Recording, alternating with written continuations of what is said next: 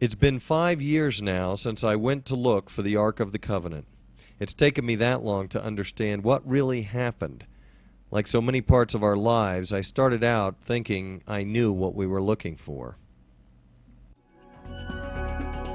And it's at that point you move from the tablets to the Ark of the Covenant. It's portable, and it was this, the Ark of the Covenant contained the Ten Commandments. The priest, the high priest, his son had to go, so he took the Ark with him. Why would they build this huge church if he didn't know that he had the Ark to put in there to begin with? We need to do this in the next week. We need to send in for our visas. It will allow us to do other things that we never thought we could do. There's a slight purpose, inside it that, is kind of woven inside it that makes it more of an adventure. I'm at a point where I want to change my life.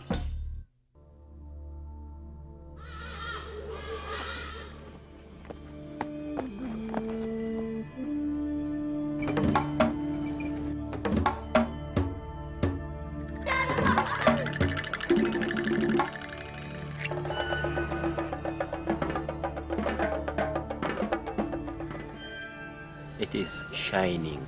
The Ten Commandments are shining. When you try to open it without intellectuality and education, really you will be harmed.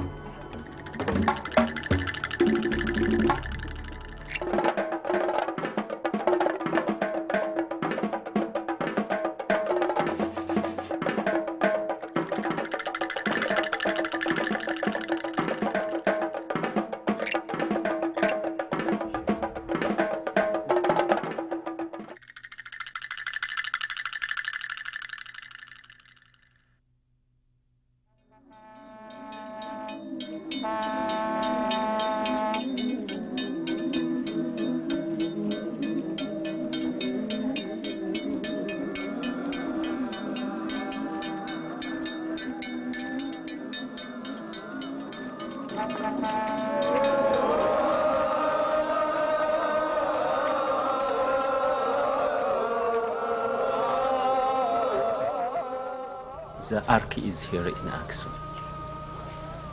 That was brought by the first Menelik, and we display it. I have seen it myself, and that is here.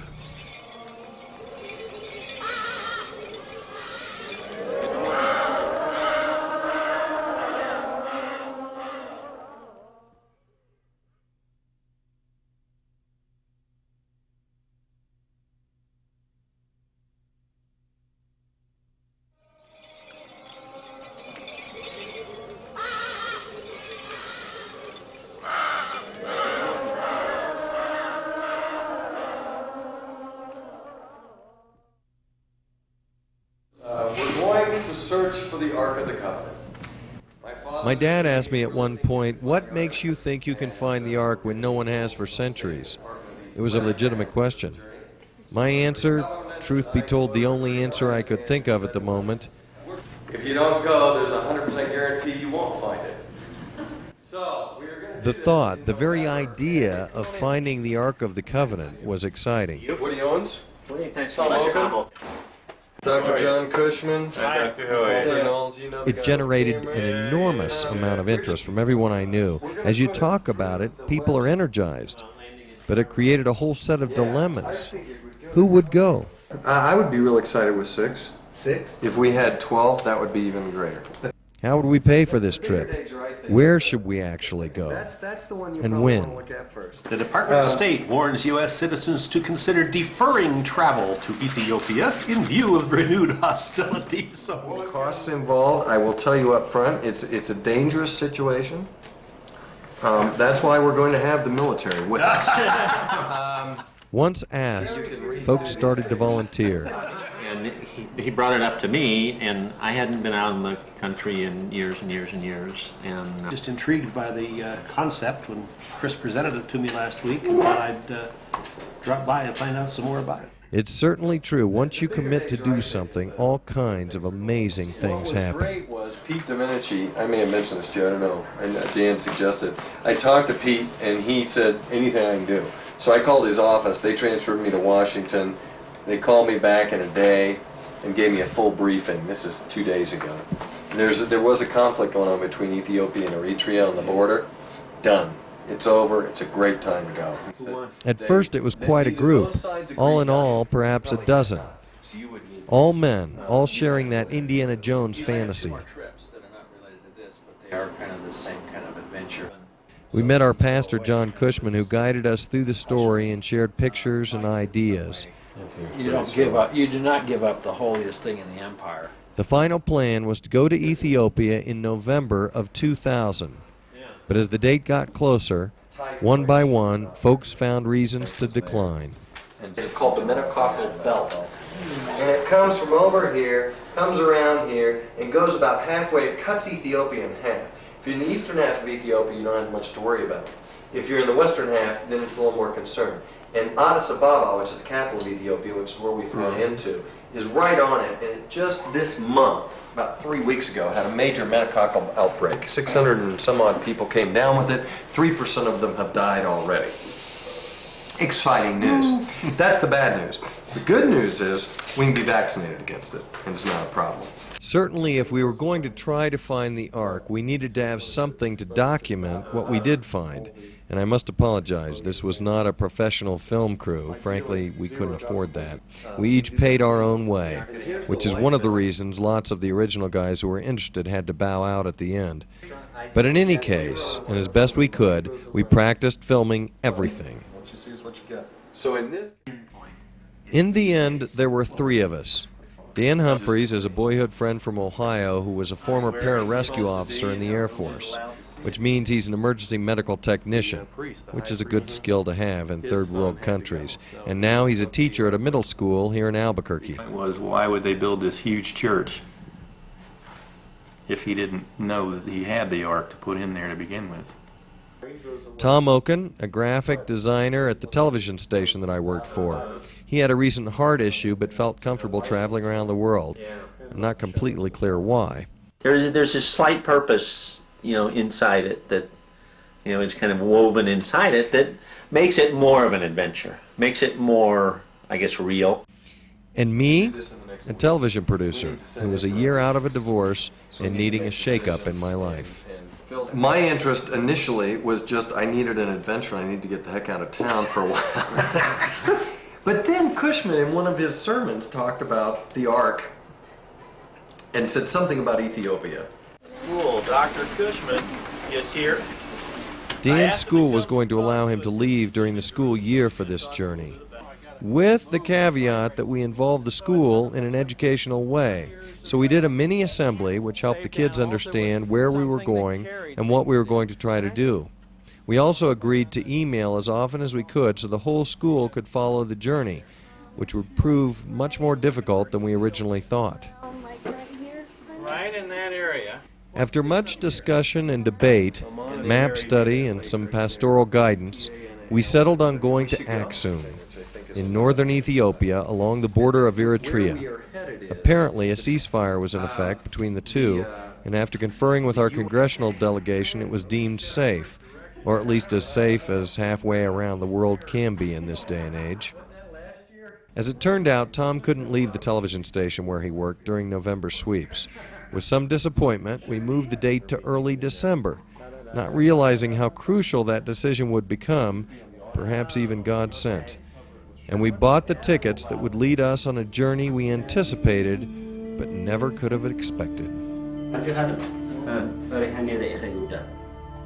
By the way, this is all part of a diary I kept during the trip.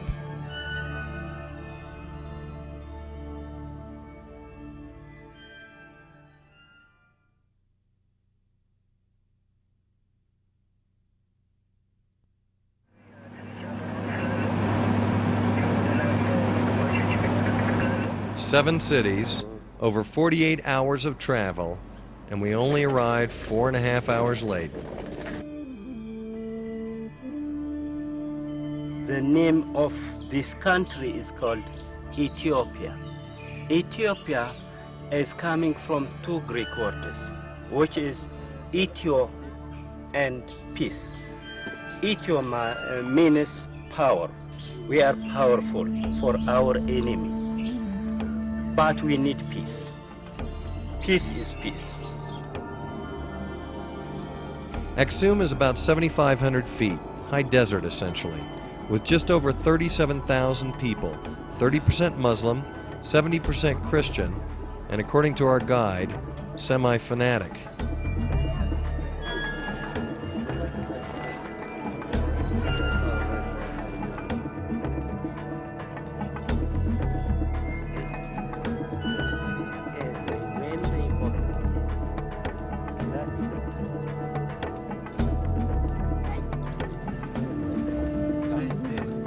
We arranged a meeting with one of the leaders of the church in Aksum. Welcome to the holy place of Aksum. It took place in the courtyard of his home. Has he seen inside the ark to the commandments? And if so, what did they look like? The ark is here in Aksum, and we display it. I have seen it myself. It is shining. The 10 Commandments are shining. When you try to open it without intellectuality and education, really you will be harmed. So even during the ancient time, the only Moses was allowed to visit it. It was one of our Indiana Jones moments, sitting late at night in what would pass as a bar in Aksum, Ethiopia, an old man asking what we were looking for. I said the Ark, and he was quiet for a moment, and then he said, "You are a very lucky man." And he told me that first night in Aksum, tomorrow morning, 4 a.m.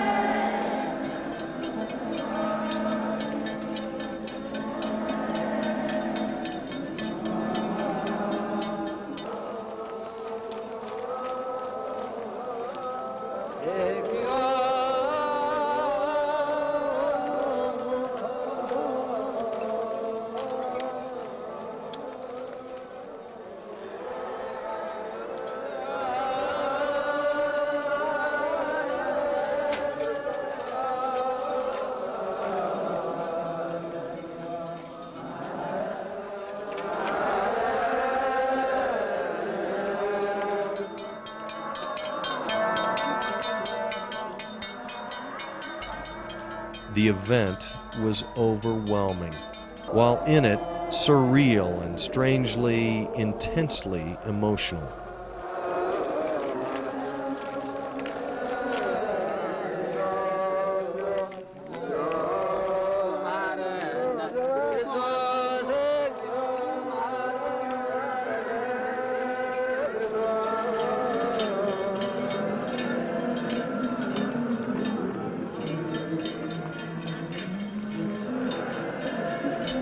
It lasted from 4 a.m. until after daybreak at 6 a.m. or so. The object they followed was wrapped in ornate rugs, as we had read from various sources that it would be, much smaller than I imagined.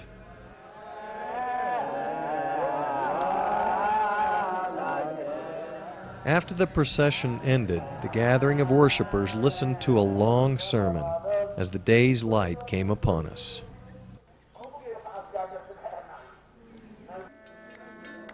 And then most of the group processed with the ark back through part of the town.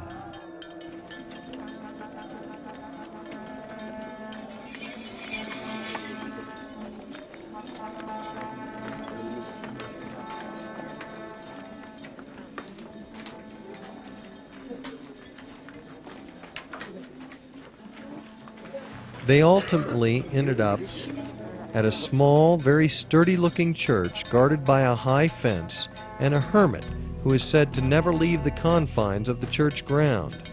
He receives food and is taken care of by the townspeople. We met him but weren't allowed to photograph the meeting unless we were prepared to pay a handsome sum.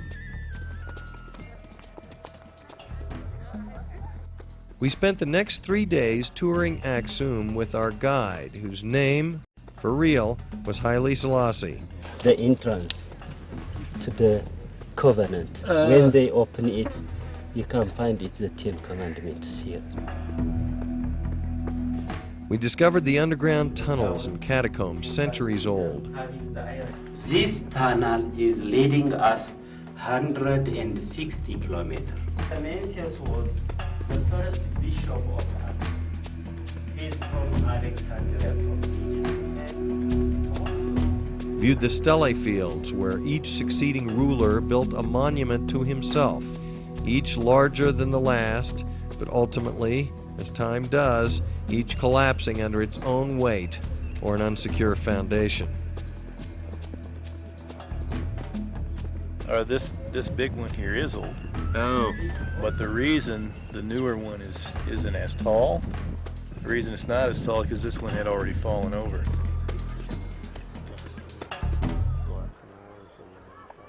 Our hotel was on a hill overlooking the city. Each day we would see the morning ritual of women going to get water from the main lake, a constant progression of people to and from the water source.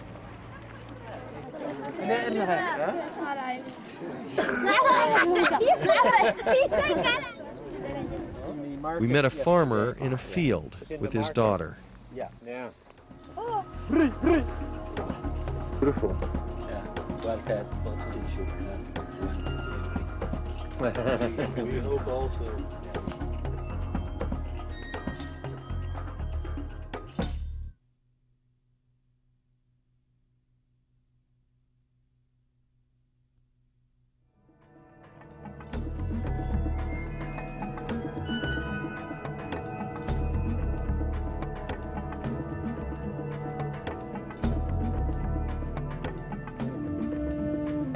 Supposedly, for 800 years, the Ark of the Covenant was kept on Tanakirkos Island. Of the three of us, Dan had done the most research, and he was intent upon us visiting and filming Tanakirkos Island, somewhere in the middle of Lake Tana. If you look at a globe of the world and find Ethiopia, you will see Lake Tana in the middle. It's that large.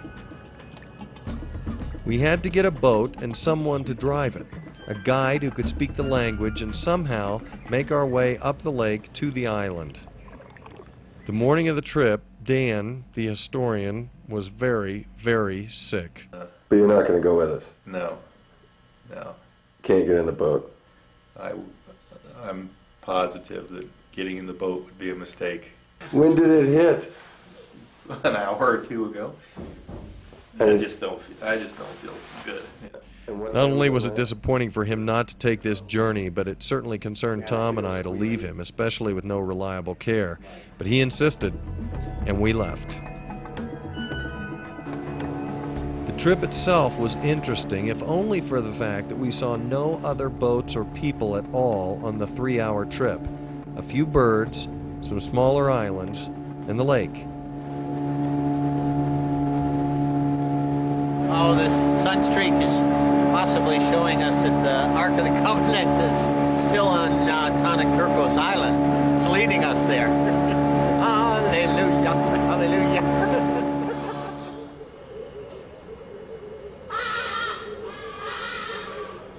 When we first arrived, it was another of the Indiana Jones moments. As we put in, not to a dock, but to a jungle, we saw various headdresses rising occasionally out of the dense forest.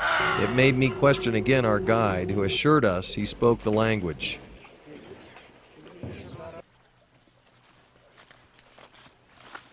This was the island, according to legend, where the Ark was hidden during a particularly dangerous time. Judging from how long it took us to find in a motorized vehicle, it was a good place to hide the Ark. It is also an island devoid of women, and most of the men seem to have one disease or another. When we asked about that later, the reply was malaria, Serious mosquitoes.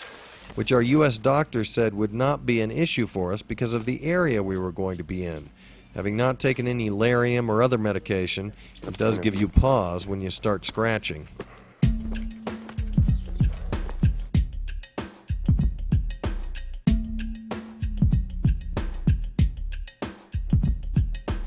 Nice to meet you. Certainly one great part of the trip was sharing our cameras with these men. We were suddenly friends, and when we gave them seeds as gifts, it was a new relationship altogether. And just very, very, like that deep in the water. Control weeds a little bit. They have to keep the weeds Of course, away we a needed little to bit. translate the planting instructions. When the plants start to grow, Yeah. then you have to keep the weeds back. Peppers, very hot. Very hot. When you eat these. But it's good. Yeah.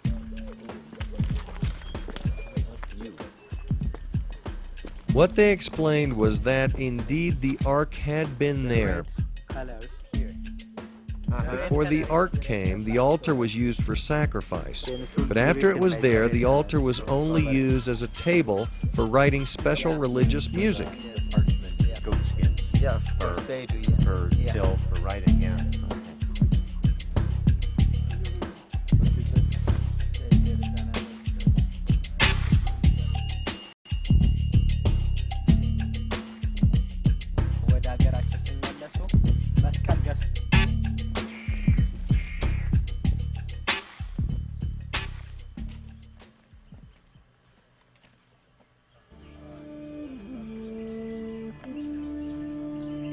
The chapel was apparently built there to house the ark.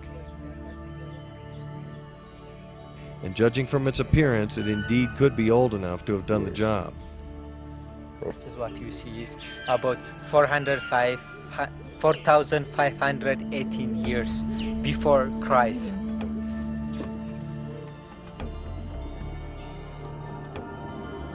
They are the original artists. When they were used to, This is amazing to find this here. From rice arrived to the Red Sea. Again, the water came back together, right?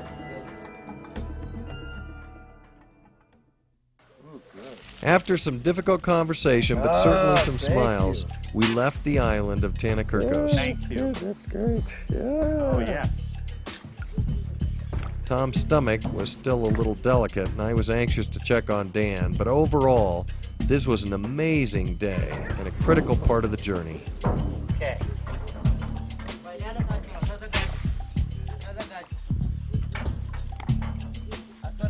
Now, have him scoot over just a little bit. He's in the shadow.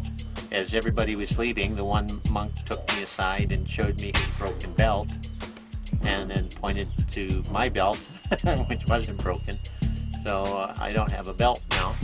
I didn't have to. I gave it away freely. Wonderful.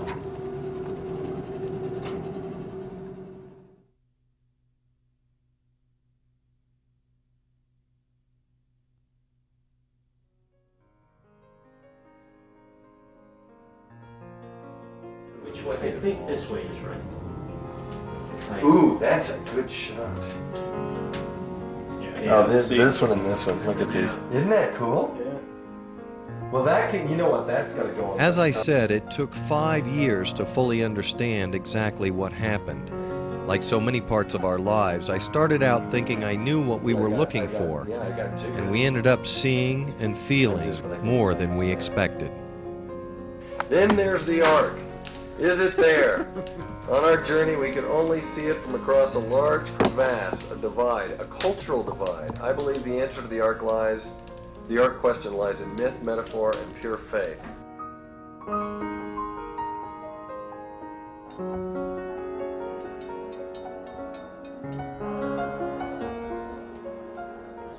But you can't expect this sea of white, and that's the best description were these thousands of people following the ark through the town in this procession. The trip should have culminated with the procession, and in many ways it did, yet once it was over, each of us felt much more was drawing us to Ethiopia than the ark. And in reflection, most of what drew us back was under the age of 10.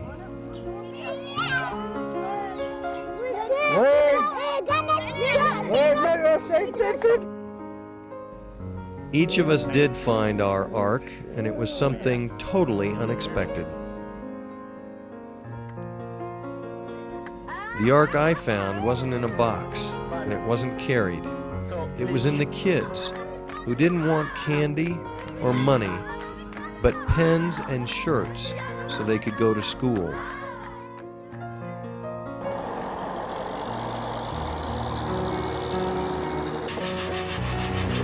Five years ago, I celebrated a birthday in a hut next to a church that is supposed to hold the Ark of the Covenant.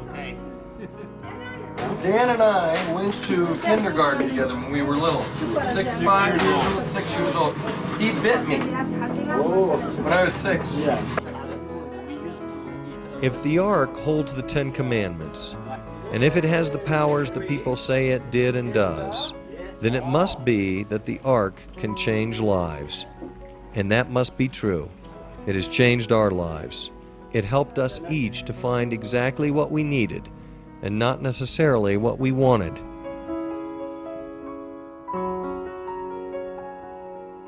We ended where we started, in a small church in the northeast heights of Albuquerque, New Mexico, half a world away from Ethiopia. Our guests tonight are Chris Schueler, Tom Hawken, and Dan Humphrey, and they have returned from Ethiopia in December. I had agreed to share some of the video from this trip with folks from my church at the weekly Bible study. We were expecting a few more folks than regular, so we set up 20 chairs and asked people to bring some pencils to send over to the children we had met. It's surprising, isn't it, how many of us there are tonight? It turned into a magical evening. Thank you again so much for all the clothing and things. If you have other things and you want to drop them by during the week, we'll take them and box them up. And we have someone's even talked to each other the entire. We did not take a part.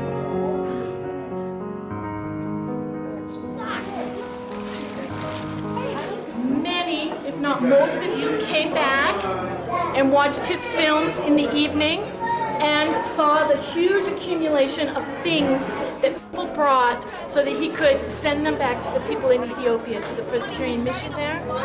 So today we are going to try to pack up the things that were brought. There you go.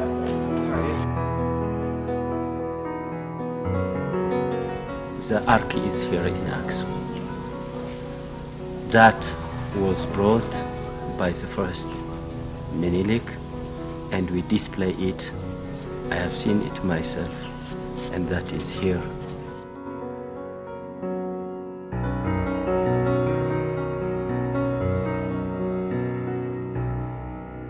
It is shining. The 10 Commandments are shining.